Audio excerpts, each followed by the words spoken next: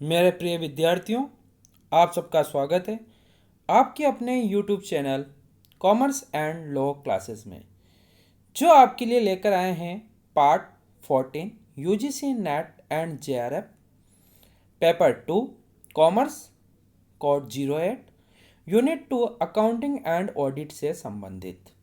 ये वीडियो आपके लिए बहुत ही हेल्पफुल रहेगी।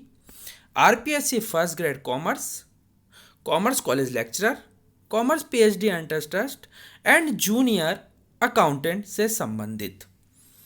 यदि आप डीएसएसबी, केवीएस, एनवीएस, पीजीटी से एग्ज़ाम दे रहे हैं तो यह आपके अकाउंटिंग के लिए भी बहुत ही अत्यंत उपयोगी सिद्ध होने वाली है। इसी के साथ हम आगे चलते हैं। जिंदगी में तकलीफ कितनी भी हो, कभी हताश मत होना, क्योंकि धूप कितनी भी तेज हो समुंदर कभी सूखा नहीं करते। आज नहीं तो कल हल निकलेगा और मंजिल आपके कदमों में होगी। इसलिए आप कभी हताश ना हो और लगातार निरंतर प्रयास करते रहें। इसी उम्मीद के साथ हम आगे मोस्ट एमसीक्यूज क्वेश्चन शुरू करते हैं। शुरू करने से पूर्व चैनल को लाइक, शेयर और सब्सक्राइब करना ना भूलें।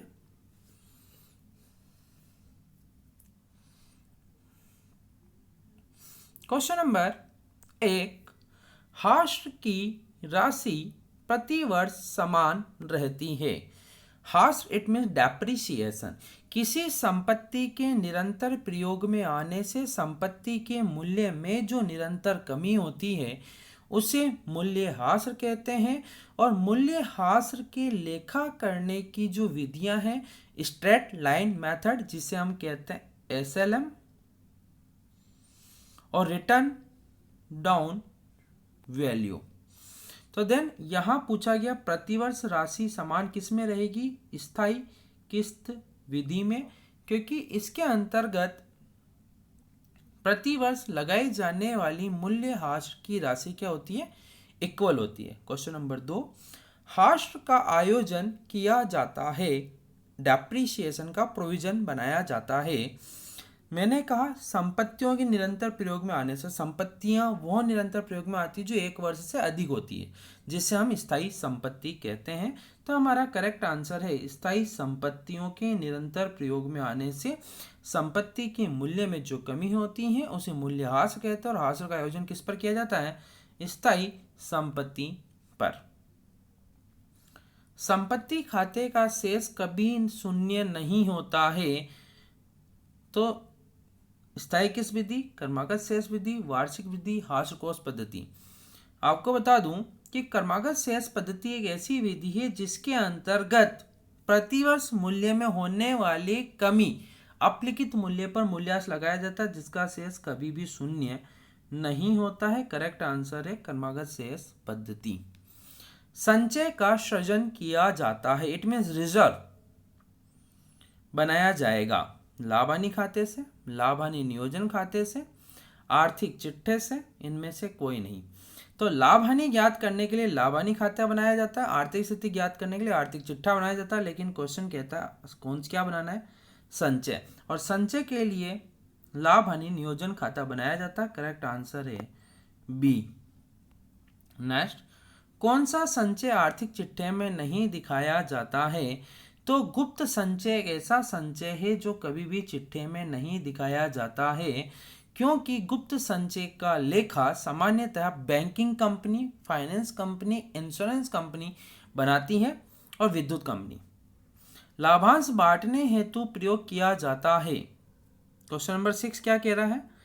यदि कोई कंपनी कर्मचारियों इट मीन्स या अंशधारियों को कोई लाभांश बांटती है, तो लाभांश बांटने के लिए कंपनी के लिए सामान्य संचय का होना बहुत जरूरी होता है। तो लाभांश बांटने में हमेशा किसका प्रयोग किया जाएगा? सामान्य संचय का। क्वेश्चन नंबर 7, प्रावधान का सृजन करना, इट मीन्स प्रोविजन बनाना है। प्रोविजन बनाना ऐच्छिक है, आवश्यक है, अनिवार्य है या इनमें से कोई नहीं?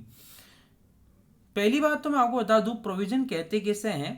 पूर्व के वर्षों के आधार पर आगामी वर्षों में होने वाले हानियों के लिए जो आयोजन बनाया जाएगा उसकी राशि निश्चित नहीं होगी, लेकिन ये श्योर है कि प्रावधान बनेगा। तो जब किसी अज्ञात दायित्व की राशि ज्ञात ना हो लेकिन दायित्व ज्ञात हो, तो ऐसी दशा में प्रावधान का सृजन करना अनिवार्य हो जाता है। तो करेक्ट आंसर होगा स। नेक्स्ट, क्रमागत शेष पद्धति में हास्य की राशि प्रतिवर्ष कौन सी पद्धति है? क्रमागत शेष पद्धति में हास्य की राशि प्रतिवर्ष क्या होती है? बढ़ती जाती हैं, घटती जाती हैं। तो क्रमागत शेष पद्धति के अंतर्गत हमारी हास्य की राशि प्रतिवर्ष क्या होती है? घटती चली जाती है, जिससे हम रिटर्न डाउन वैल्यू भी कहते हैं। नेक्स्ट, कौन सी पद्धति आयकर विभाग द्वारा मान्यता प्राप्त है? तो आपको पहले ही बता दूं, ऐसी पद्धति जो आयकर विभाग से मान्यता प्राप्त है, income tax act IT act 1961 के अंतर्गत क्रमागत शेष पद्धति को मान्यता प्रदान की गई है। नेक्स्ट, स्थायी संपत्ति के विक्रय पर होने वाली हानि को दिखाते हैं। जब कोई संपत्ति बेची जाती है, उससे जो भी लाभ या हानि होती है उसका लेखा लाभ हानि खाते में किया जाता है। करेक्ट आंसर है लाभ हानि खाता। नेक्स्ट, मूल्यह्रास संबंधित होता है। शुरू में कहा था मैंने कि मूल्यह्रास स्थायी संपत्तियों पर लगाया जाता है, लेकिन स्थायी संपत्ति दो प्रकार की होती है, टेंजिबल, इनटेंजिबल, जिसे मूर्त और अमूर्त कहते हैं। तो हमेशा डेप्रिसिएशन किस पर लगाया जाता है? मूर्त पर। तो समस्त मूर्त स्थायी संपत्तियों पर मूल्यह्रास लगाया जाता है। करेक्ट आंसर होगा ग। नेक्स्ट, स्थायी किस्त विधि में हास्य की राशि प्रतिवर्ष क्या रहती है?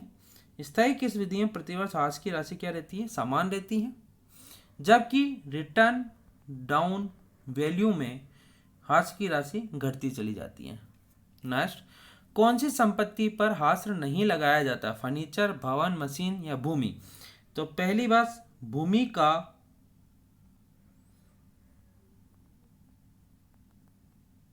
जीवन काल असीमित होता है, इसके लिए भूमि पर मूल्यह्रास नहीं लगाया जाता। करेक्ट आंसर है भूमि। नेक्स्ट, निम्नलिखित में से किसका निर्माण ज्ञात दायित्वों के लिए किया जाता? थोड़ी देर पहले कहा था, जिनके दायित्व ज्ञात हैं लेकिन राशि क्या है? अज्ञात है। ज्ञात दायित्व है, राशि अज्ञात है, इसके लिए क्या बनाया जाता है? आयोजन। लेकिन दायित्व ही अज्ञात हैं, तो उसके लिए क्या बनाया जाएगा? संचय। किसी अज्ञात दायित्व के लिए बनाया जाता है, क्वेश्चन नंबर 4 में मैंने आपके लिए एक्सप्लेन कर दिया था। किसी अज्ञात दायित्व के लिए क्या बनाया जाता है? सामान्य संचय, जिसे जनरल रिजर्व कहते हैं। इसी तरह की मोस्ट MCQs वीडियो को प्राप्त करने के लिए चैनल को लाइक, सब्सक्राइब और शेयर करना ना भूलें।